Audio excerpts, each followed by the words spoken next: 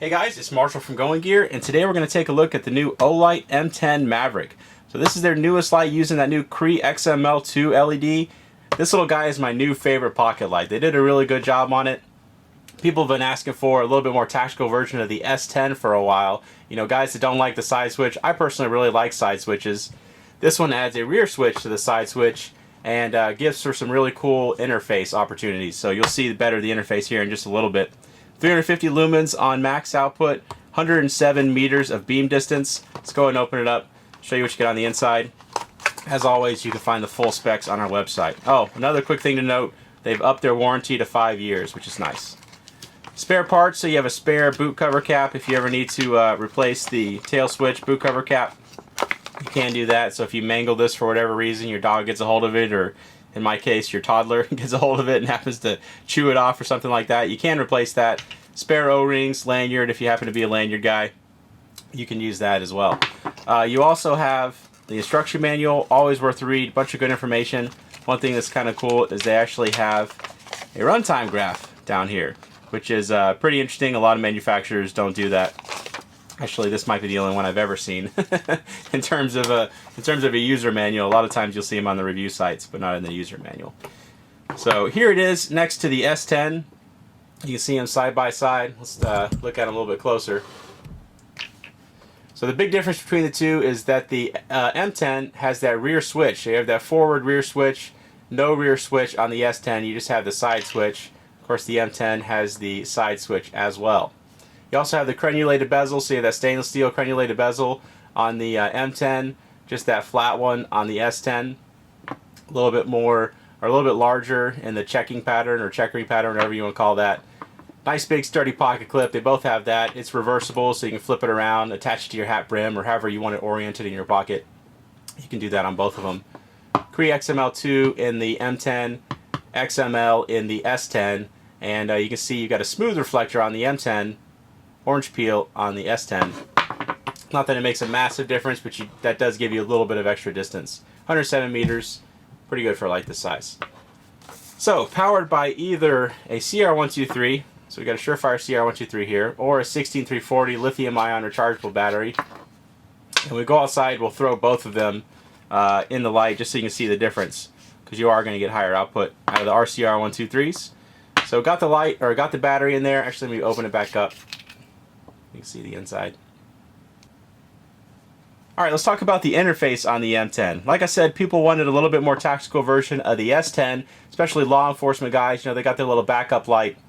This is perfect for that. The two modes that they always ask to be able to get to immediately are max output and strobe, and you can do that with this guy. And we'll show you how to do that here in just a second. Let's talk about just the general modes real quick.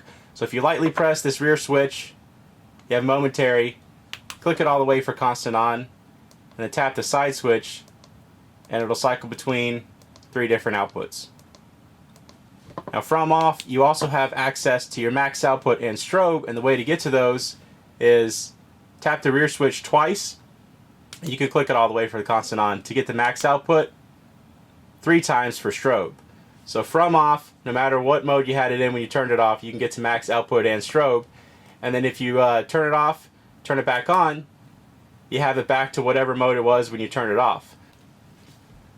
So again, real quick on the interface, lightly press that rear switch for momentary, click it all the way for constant on, side switch switches between your 3 different outputs. When you have it off, double tap and you have the max output, and you can click it and it'll have the constant on 3 times, and you have strobe. And same thing, you can click it to have the constant strobe. It's a pretty cool interface. So like I have it set up now, you can have instant access to your max output, your strobe, and to the lowest output from off. So it's a really, really nice interface. They did a really good job on that. I'm very pleased with how these turned out. And they're actually going to have accessories here pretty soon where you can weapon mount this. So you're going to have a weapon mount and a pressure switch, which is really neat for a light this size. A lot of times you get the 2 CR123 or single 18650 lights, you know, big bulky lights, a little bit heavier than this guy for sure. Nice compact little light, and you're going to be able to weapon mount it. They'll have those accessories out here pretty soon. So that's the interface and everything on the M10 Maverick. We're going to go ahead and take this outside, and we'll show you how it does outside. Alright, I'm outside with the M10 Maverick. Got the big 4D mag light that I always use as a control. Let's go ahead and try out that mag light. There's a little bush, 15 feet tree out there at about 100 feet. Let's try out that M10. See a whole lot of light coming out of this little guy. People always ask if it really is the light in the video. There you can see it really is that light putting out all those lumens. There's that bush at 15 feet. There's that tree out there at 100 feet. We'll zoom in. I really like lights like this, for especially the shorter, medium range distance kind of stuff, because it lights up a really wide area at once. Nice transition into the spill from the hot spot. Just lights up everything in front of you, which is pretty impressive for a light so small, so lightweight. I'll show you the other outputs to show you how they do. You can see that lowest one. It's great for up close kind of stuff. And of course the high is there when you need it. And even when you have it from low, from off, you can get right to that high, which is a super useful feature. I really like the interface on this one. They did a fantastic job on it. And just to show you the difference, I have the same M10 with an RCR in it, so 16340, just so you can see what the difference in output will look like. Which isn't going to look like a massive difference to the eye, but it is more output.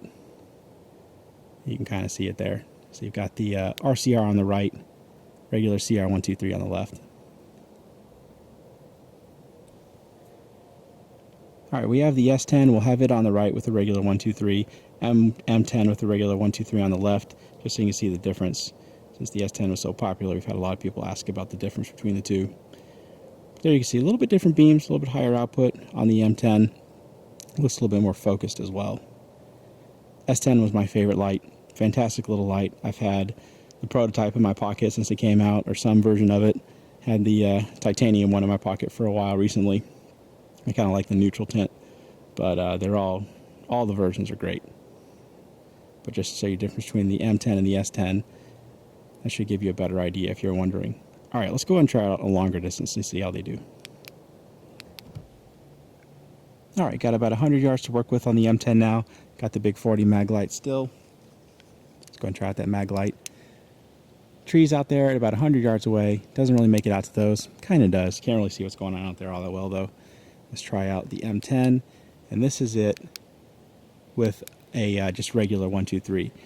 You can see 100 yards away, those trees, not super bright. I mean, it's not going to be like our super throwers, but you can still see what's going on out there pretty well, especially the lighter parts of the tree. Top of my house out there is about 30 yards away. Makes it out there pretty well. And of course, closer stuff. Pretty impressive for a light this size. So that is the one with the regular 123. Let's try out the one with the RCR, just so you can see the difference. So I don't know if anybody's formally tested it yet, but with the S10, you got about another 150, 200 lumens. It looks to be about the same with this one. Not too bad if you want that bump in output. You can throw an RCR in there. It definitely supports it. It's made to handle it, and it'll automatically drop it when it gets, or drop the output when it starts getting too hot, so you don't have to worry about it ruining your light or anything like that. So there you go. That is the Olight M10 Maverick. If you like it, you can buy it from us at goinggear.com. Questions or comments, you can reach us in the comments or at goinggear.com. If you like the video, be sure to subscribe. Put out a ton of flashlight and gear videos. We also do shorter gear videos. If you want to watch a little bit shorter ones, you only have a couple of minutes to watch a flashlight review. We have those as well. Thanks for watching.